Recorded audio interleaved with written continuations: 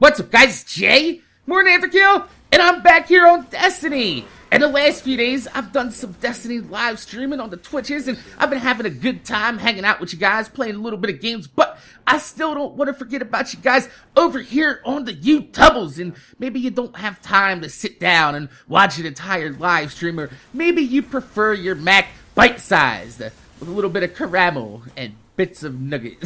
Seriously though, some people just enjoy a good old-fashioned commentary where we just sit back, we hang out, and we talk a little bit of shit about the games that we enjoyed playing. So if you've been following my channel for the last month, it has all been preparation for the brand new level 33 Crota's End hard mode, which just came out the other day on Wednesday, and today is Saturday, so it's only been a couple days. So those of you guys that were like, Mac, when are you gonna go into the hard mode?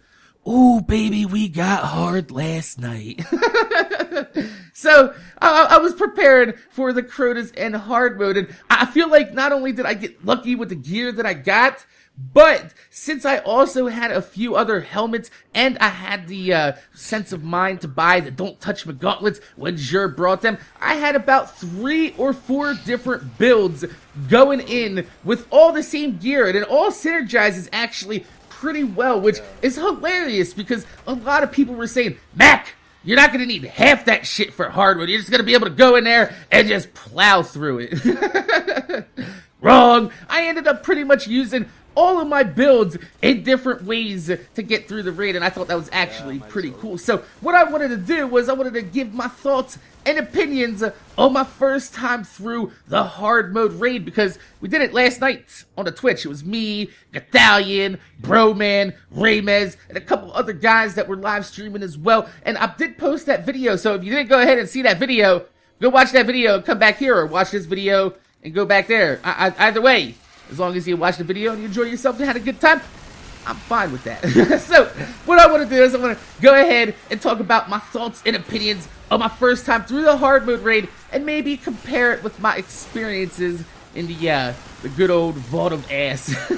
So, for those of you guys that have already gone through Crota in the normal mode, you're going to be 2/3 of the way prepared, since the first 2 areas aren't really any different at all, which is actually kind of a shame and a blessing at the same time, because before release, Bungie was hitting that you might have less ways to heal inside of the raid, and I was like, man, wouldn't it be cool if they actually made you pick up the chalice halfway through the Lamp Abyss and carry it all the way to the end of Crota to kind of discourage people from doing the lamp jump and soloing it them damn selves and going all the way through the raid, because if you miss the chalice, then you have no way to heal for the entire way. And I thought it would be cool, you know, forcing your unit to work as a team, especially at the bridge part. It would give you a choice. You know, do we send a chalice over first, or do we leave it behind for that last man? And I thought a mechanic like that would make for a really interesting raid, especially with teamwork. But after seeing that Weight of Darkness times 20 glitch earlier, whew, I am glad that the pit doesn't have that mechanic at the very least. So basically, the first 2 sections are pretty straightforward and unchanged for the most part. So I know you're sitting here thinking, Mac, what the fuck has changed in the hard mode? Well, the enemies so far are all level 33, and they hurt like a motherfucker, but all the knights and the knight classes above that, they are hallowed yellow bar knights, which, you know, them being a yellow bar enemy, 1 level over top yours, the damage reduction is very well noticeable. And I basically wasn't even able to scratch a knight with my blade dance. I couldn't even knock him back into the pit. He just turned around and gave me the big old Hulk Hogan boot to the face and went about his business. So, outside of the enemies being level 33 and the yellow bars, the rest of the raid is pretty straightforward until you get to Crota. Now, once you get to Crota, all bets are off. There is 0 healing when you are in Crota's presence. And there is certainly no chalice to pass back and forth between all you guys. So you thought you were going to be like, I'm going to go out there and get the Crump Cup. There is no Crump Cup for you guys to sip that juice out of. But if you have a leveled up Sur's Regime or Red Death, the perks on those guns do heal you in the presence of Crota, but my Suros isn't leveled up at all. So I ended up having to juggle back and forth between my Symbiote and my Mask of the Third Man, because my Mask of the Third Man heals me if I pick up orbs. And since we had a Titan there that was dropping bubbles, I was able to pick up orbs pretty easily and being able to recycle my health through juggling of the masks there. But I will have my Mask of the Third Man at level 32 next time I go into the hard mode raid. So I'm just going to put that mask on and just say, fuck it. Deal without one extra hit on the golden gun and being able to heal by picking up orbs. Especially since I can spawn orbs by hitting critical hits against enemies with my raid gear. So that's actually a really cool thing that they put inside the game. But it's not really that big of an obstacle if you just stay away from the boomer splash damage.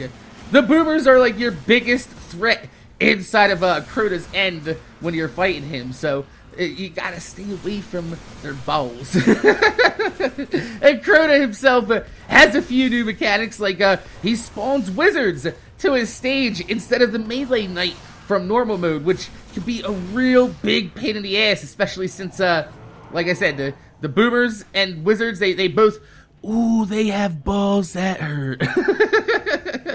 The splash damage can really do a number on you. But my favorite mechanic that Crota has is the auto enrage when Crota gets under a quarter health, which not only gives you a sense of urgency in the fight, but it also gives you a really cool climax every single time that you beat him. And I think that's actually pretty cool, because it gives you one last thing to think about before the fight is over. And that's one of my favorite things about this raid when compared to the Volta Glass hard mode, since the entire fight is under your control according to your strategy, and it doesn't depend on whether or not Atheon feels like sending the right people equipped to take out the oracles through the time gate, because someone like me, who don't have any Volta Glass weapons leveled up to Oracle Disruptor, I'm at a disadvantage in the raid because I have bad luck with the RNG and weapons dropping. So immediately going into the Volta Glass hard mode raid against the oracles, I put my team at a disadvantage because I haven't had any goddamn fucking raid weapons drop. And I don't like that. But what I do like about, you know, Crota is that as long as you have a strategy and you stick to your strategy and everybody does their part, it's pretty much straightforward. It's a fight that you can keep well within the balance and scheme of things that you're doing. So I guess my favorite part about Crota's End, now that I completed about it, is just all under your control. There's no elements of random that can really fuck you up unless you do stupid shit like I did yesterday and try to melee a level 33 Elite Knight.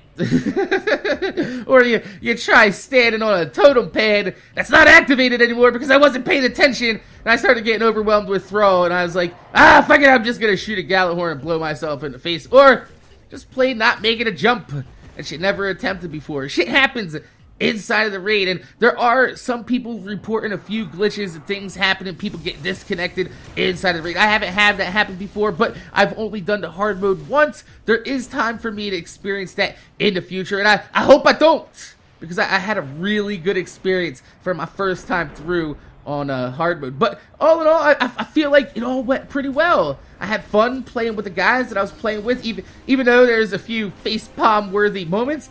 When it was all said and done, yeah, we did our first attempt on Crota on that run without anybody in our team wiping at all. And you know what?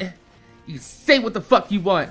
I enjoyed the hard mode raid, and I enjoyed myself all throughout that process of getting ready for the last month. And I think that's what it's about. As long as you're playing the games and you're enjoying the games that you're playing, you're having a little bit of fun, kicking some ass at the same time. So, my name is Jay, MorninAfterKill. I want to thank you guys for watching. Make sure you guys rate, comment, subscribe. If you could leave a thumbs up on the video, I'd highly appreciate it, because it gives me motivation to make more videos for you motherfuckers that watch my motherfucking videos. I just wanted to give you guys my thoughts and opinions on the hard mode raid since we completed it last night. And like I said, if you haven't seen that video, go ahead and click on it. There should be an annotation. Maybe it'll be a link in the description down below. Hell, if you just ask me in the comments, be like, Mac, You got a link to that video? I'm like, yeah, yo, here's a link. Pow! So, like I said, my name's Jay, MorninAfterKill. Thanks for watching, and I'm gonna see you guys later.